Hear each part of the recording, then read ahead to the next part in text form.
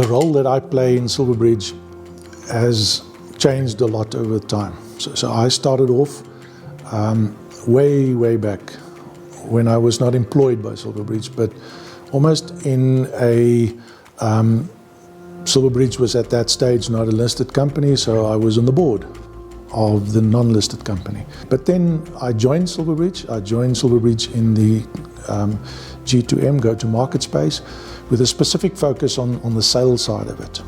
And I sort of continued in the space. At a stage we sort of combined the marketing and sales into go-to-market as a combination, and I played a bit of a leadership role in that space, and then eventually started focusing only on sales, and then eventually became a jack of all trades. So I play throughout the company.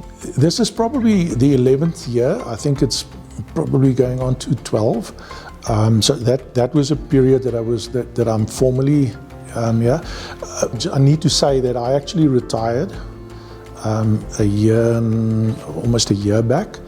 October it will be 2 years, 18 months back, and I'm on a contractual basis now at the with SilverBridge. So I'm not formally here anymore, but I am part of the furniture. I came from a very different background. I came from a bank and the insurance industry, and sort of the role that insurance played within the bank. So suddenly into a software developing space was pretty much a challenge. My product knowledge was a major challenge, because I knew nothing about programming and software development and processes, and I understood very much the world of insurance outside of the administration. Now I think that helped a lot, because the value that I brought was I saw the picture differently from the guys internally, but then also I had to seriously knuckle down to understand that it is my responsibility to make sure that I catch up in the understanding, because I had to go out to potential customers out there and explain to them what this business is about, what is the value proposition, and how can that value proposition unlock opportunities for them.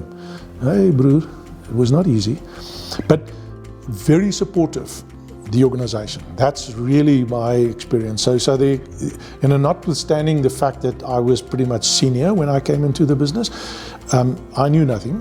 I had to sort of rely on everybody out there, even the junior guys, to give me input in terms of how things operate and how they sit together. And I can remember very clearly at a stage, I was in a meeting and Jaco was saying, Johan, do you really understand how the database is sort of structured? And I didn't. But very supportive organization in terms of that. I've experienced it. It's an open-minded space. Yes, everybody's under pressure, so sometimes it's not that easy to access the right person or have immediate access to some of the information, but the organization took me with them, and that was amazing.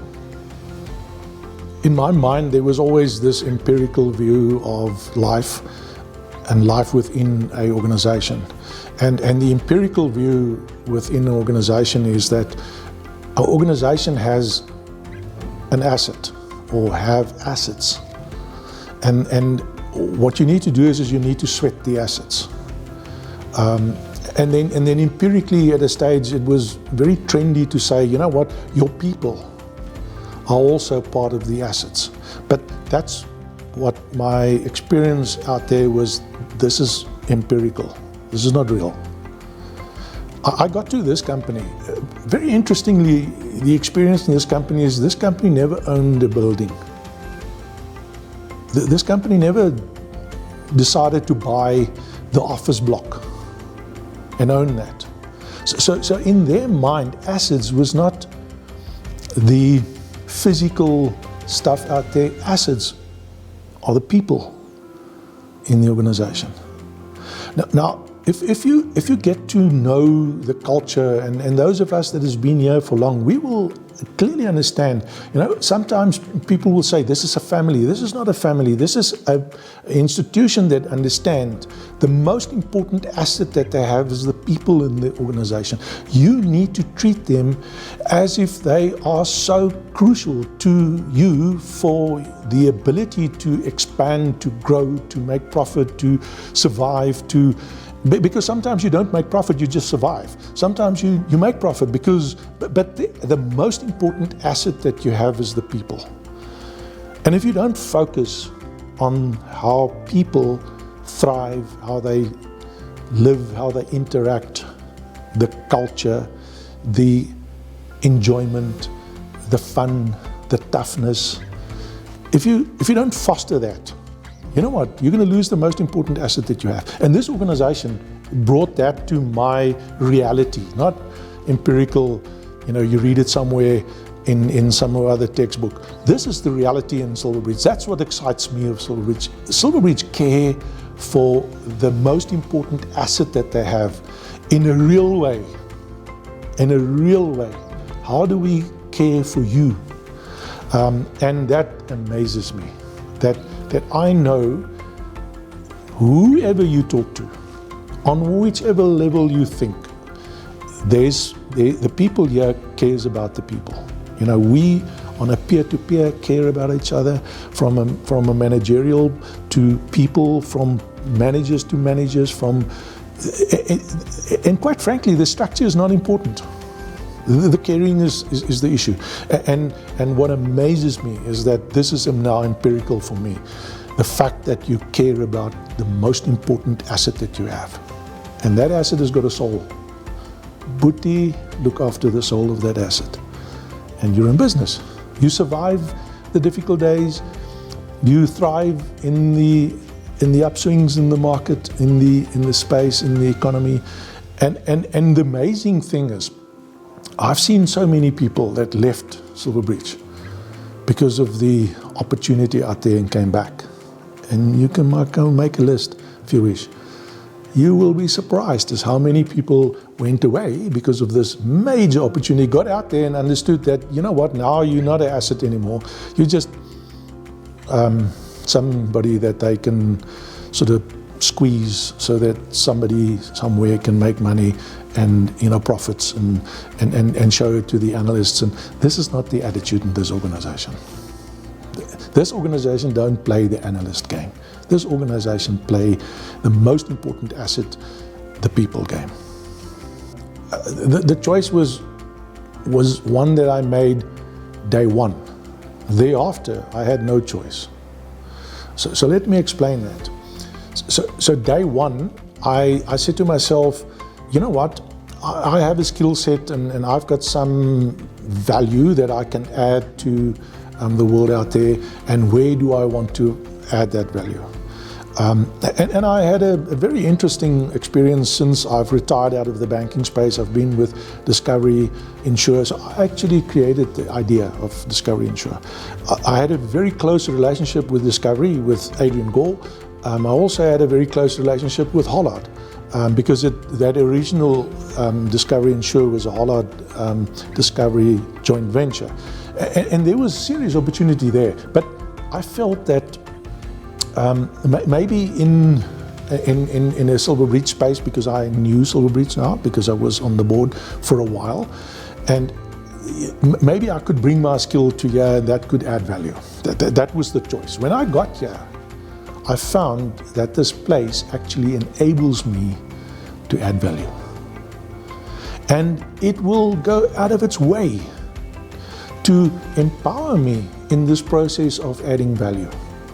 And if it's, sometimes in how we do the knowledge transfer that happens in Muffin, amazing. The way that this organization worked with the people whilst we were locked down. It is so now I've got no choice, bro.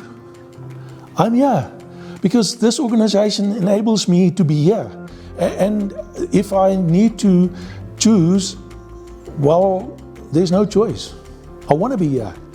I think it's so amazing And ask the guys that went away and came back. And remember, I retired before I came here. So I've had serious experiences of corporates and smaller businesses. And at a stage, I had the opportunity to run a business out there, semi-corporate, as a division within a corporate. I've got no choice. This is where I want to be. This is where I can be, because the organization allow me to add value. The organization allow all of us to add value.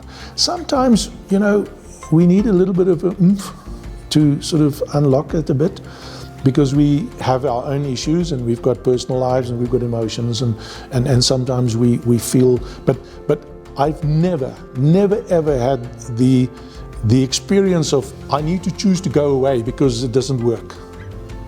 I don't want to go away, bro. There's no choice. I want to be here. I want to come back and be part of this, because this is magic. And that's really why I don't go away. Now, true, you could say, Johan, you're probably at the end of your career, so why do you want to go away? True. But nevertheless, emotionally, sometimes I sit in that muffin meeting and I hear what we share with each other, and I see what we do, and I hear how people talk to each other and work with each other. And sometimes it's rough, because this organization didn't always make serious money. It's not as if this was shooting the lights out. There was times where we had to take losses. And within that, the organization never said, hey, cheers, goodbye, you're useless. The organization always said, how do you add value? How do we work with this? How do we work with that? And that's the amazing part of it. And I think it's almost, if I can choose, so because really, remember, in the end of the day, I can choose my own emotions. Oh no, I've got no control over my emotions. My emotions is my emotions. If I blush, I blush. I can't control it. But what I do control is how do I act or react to it. Now, you could say, how do I act or react to this organization? I can say that's the choice. And that choice is mine. I feel, they feel, so why should I not give it 100% and push the limits and do that extra mile? And sometimes it's a bit rough, but that's the choice that I have. And I choose to give it all.